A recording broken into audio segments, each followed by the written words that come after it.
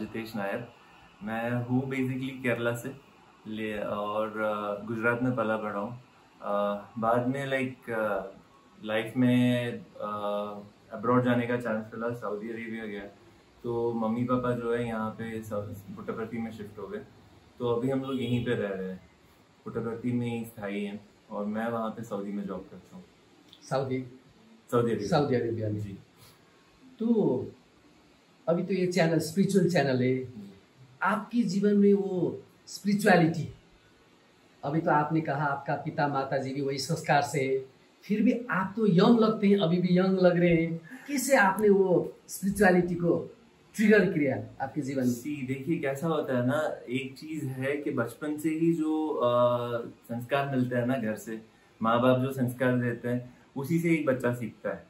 तो मेरे हिसाब से तो मैं ये कहूँगा कि हम लोगों की फैमिली में ही पहले से मेरी ग्रैंड मदर जो है, मेरी मम्मी जो है, वो सब हमेशा से बहुत ज़्यादा स्पिरिचुअल रहे।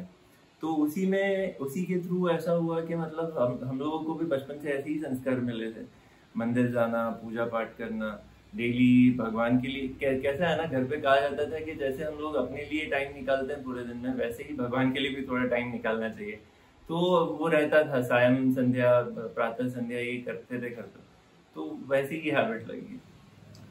और आपके जीवन में वो बता दीजिए ना, कौन कौन गुरुदेव आ गया, कौन कौन भगवान की पूरा आपने किया ना उसके? बचपन में तो मतलब ऐसा था कि हम लोग हमारे नजदीक के मंदिर में सब जाते थे। मेरी ग्रैंड मदर जो थी वो स्वामी की बहुत बड़ी भक्त थी।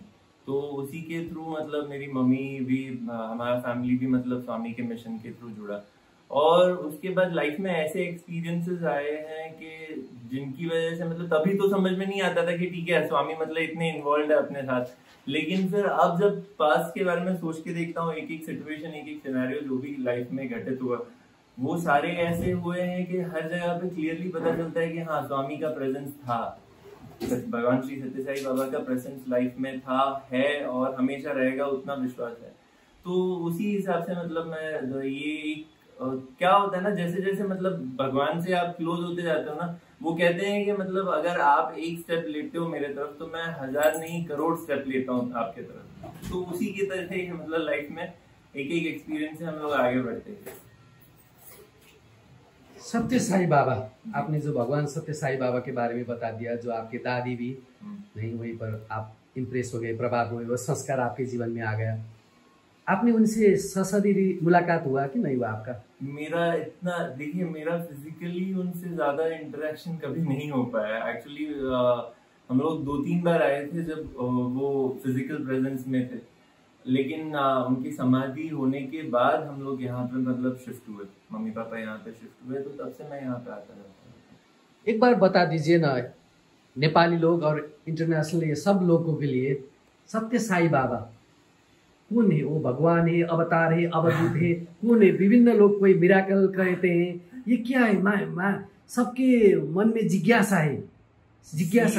देखिए स्वामी ने अपने कई डिस्कोर्सेस में कहा है कि मैं अपने आप को भगवान कहता हूँ तो आप में भी मेरा अंश है, मैं भी भगवान हूँ तो आप भी भगवान हो। हर एक आत्मा जो होती है वो परमात्मा से छूट कर आती है और उसका अंत का जो परिणाम होता है वो उसका फिर से उसी परमात्मा में विलीन होने का होता है।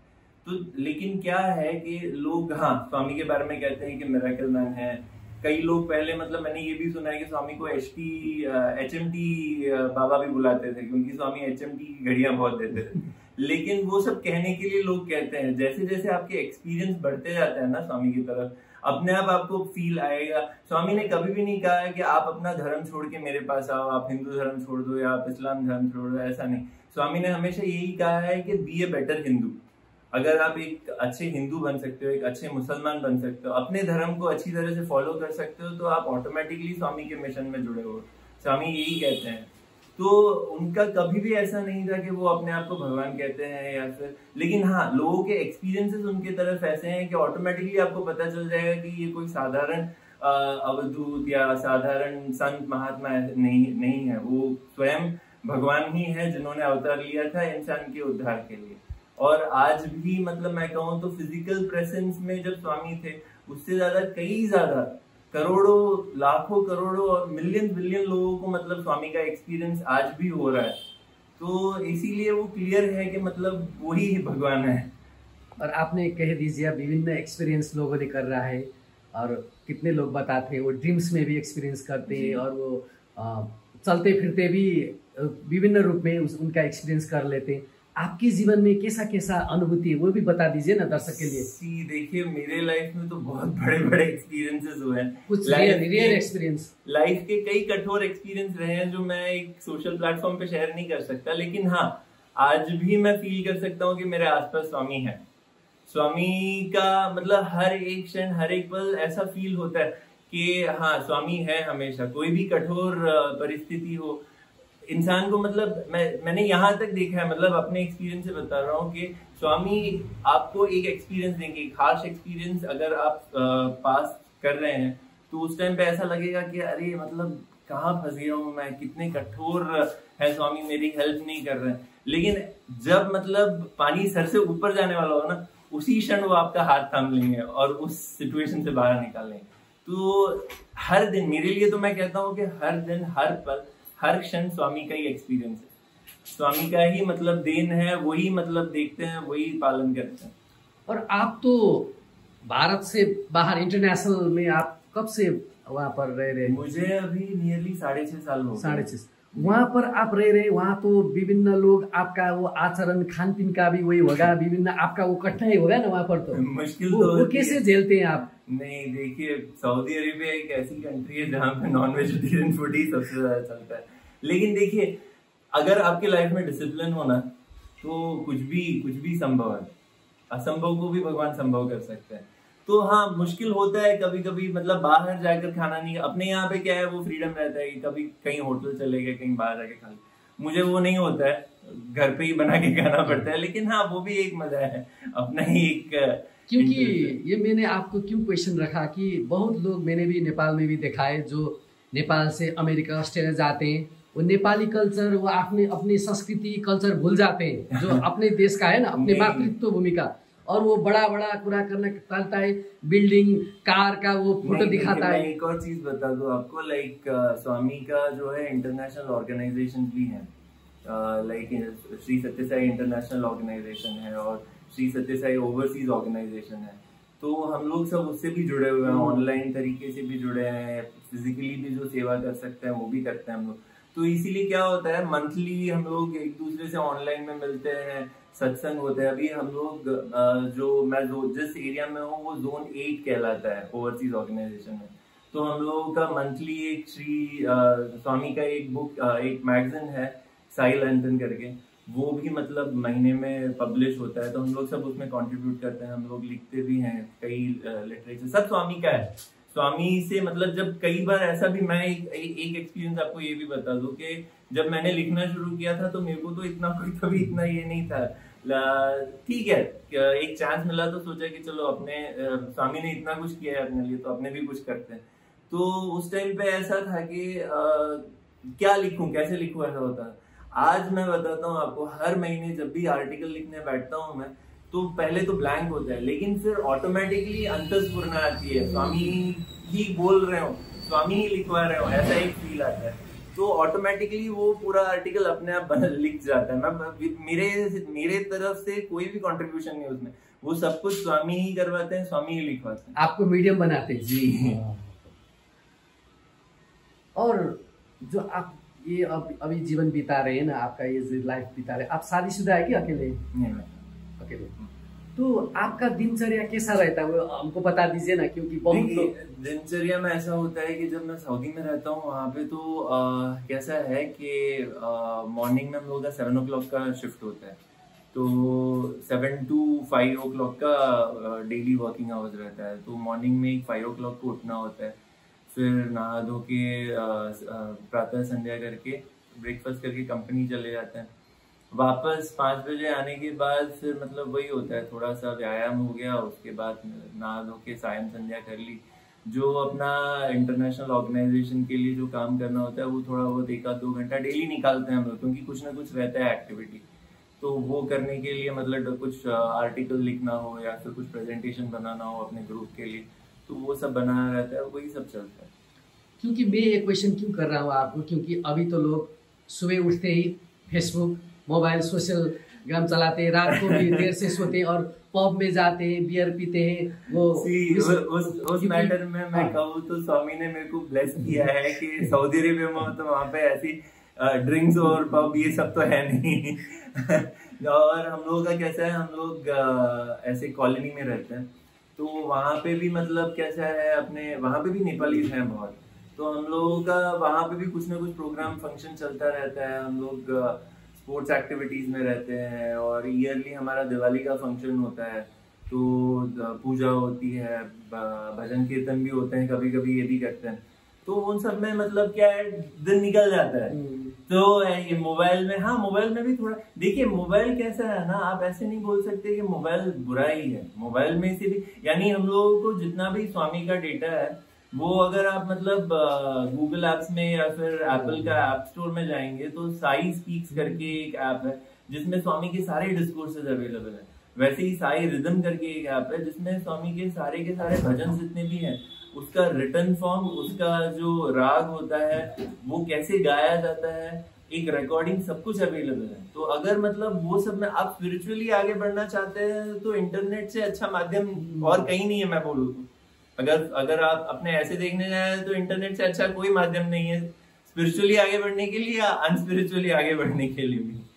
तो वो आप पे है कि आप कैसे इंटरनेट को यूज करते हैं। वही हो, क्योंकि इसी के माध्यम से अभी हम आपका वीडियो खींच रहे हैं, वो पब्लिश करते हैं पब्लिक इसमें, क्योंकि इसका पॉजिटिव और नेगेटिव एस्पेक्ट नहीं है।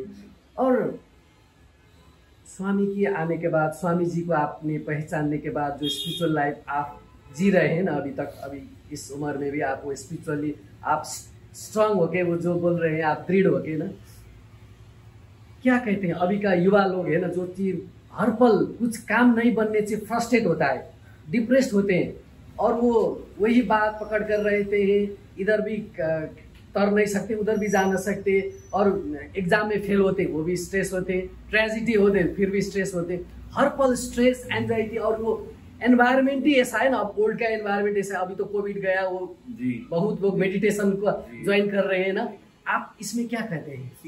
मेरे हिसाब से स्वामी ने एक बार एक डिस्कोर्स में कहा था, टेंशन, दुख, मुश्किलें ये सब कुछ आती रहेंगी लाइफ में। यानी अगर आज एक अच्छा मोमेंट है तो कल एक बुरा मोमेंट आना है। हर एक चीज जो है पासिंग क्लाउड है। मतलब कभी भी हैप्पीनेस, अगर जिंदगी में सिर्फ हैप्पीनेस रहेगा तो भी मतलब एक टाइम में आपको ऐसा लगेगा अरे यार हमेशा खुशी, कितना खुशी रहेगा इंसान। सिमिलरली बहुत ज्यादा दुख आता है तो भी मतलब आप बोलते हो कि भगवान मेरे को मतलब दुख में कहाँ फंसा दिया ये वो। तो स्वामी ने बहुत बढ़िया से हमें समझाया है कि मतलब हर एक चीज जो होता है वो पासिंग क्लाउड है। कभी भी कोई चीज परमानेंट नहीं है। एक ही चीज परमानेंट है जो है भगवान। भगवान जो है वो मेजर विटनेस है, वही मेन है। उनका कोई आदि भी नहीं है, कोई अंत भी नहीं है। वो जो है वही स्टेबल है, बाकी सब अनस्टेबल है। इवन ये जो सृष्टि है ये मतलब अगर मैं कहूँ तो मैं अभी 38 ईयर्स का हूँ। जब मैं पैदा हुआ था उस टाइम में, जब मैं स्कूल जाता था, कॉलेज जाता था, और आज मैं जो कंडीशन सिचुएशन में हूँ बहुत चेंज है। यानी मेरे को याद है मैं जब छोटा था तब मोबाइल तो कुछ था ही नहीं, और आज का सिनेरियो देखिए। आज मतलब टेक्नोलॉजी इतना एडवांस हो चुका है, टाइम्स इतना चेंज हो चुका है, क्लाइमेट, एनवायरनमेंट सब चेंज हो चुका है। तो इसीलिए कुछ भी स्टेबल नहीं है, सब कुछ अनस्टेबल है, कुछ भी निरंतर नहीं है, सब चेंज होता रहता है। तो इसीलिए किसी एक चीज पे मतलब हम लोग कॉन्स्टेंटली सोचते रहेंगे तो कोई मतलब नहीं है। उसकी जगह उसी टाइम पे अगर हम लोग हमारे बेटरमेंट के लिए, हमारी अच्छाई के लिए, समाज की अच्छाई के लिए कुछ करने का ट्राई करेंगे ना, तो ये समाज और ये दुनिया जो है बहुत बढ़िया दुनिया बन सकती है। अभी स्पिरिचुअल लोग भी कहते हैं, और स्वामी जी का भी मैंने कहीं पर पढ़ा था, Who am I?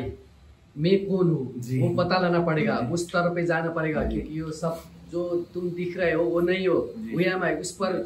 इस पर आपका साधना कहाँ पर गया? वो Who am I का क्या है मतलब? मैं उस लेवल तक अभी तक पहुंचा नहीं हूँ, लेकिन हाँ अगर कोई साधक ये चीज जानना चाहे तो मैं एक बुक रेकमेंड करूंगा स्वामी का, संदेह निवारिणी। वो अगर एक बार आप पढ़ेंगे, एक बार नहीं आपको 1000 बार पढ़ना पड़ेगा। वो बुक इतना मतलब गूढ़ है, उसमें 18 चैप्टर है, और वो हर एक चैप्टर जो है इतना डिटेल्ड है, हर एक वर्ड, हर एक अल्फाबेट में मतलब एक ज्ञान छुपा हुआ है। तो मैं अगर किसी साधक को या किसी भी पर्सन को आगे बढ़ना है अपने लाइफ में स्पिरिचुअली, तो मैं ये बुक जरूर रेकमेंड करूंगा कि एक बार पढ़ें। अब हम कार्यक्रम के अंत में आ चुके हैं जी। मैंने भी कुछ कहना बोल दिया और आपको कुछ कहना स्वामी जी के बारे में और यंगस्टर, विशेषतः आप यंग है ना, यंगस्टर के लिए क्या कहते हैं? स्वामी का एक बहुत फेमस कोट है उन्होंने ये कहा था कि अगर आप मेरे डिवोटी हो और आपके परिवार वाले मुझे नहीं मानते हैं, तो उसका मतलब ये नहीं है कि बस मैं आपका ही ध्यान रखूंगा।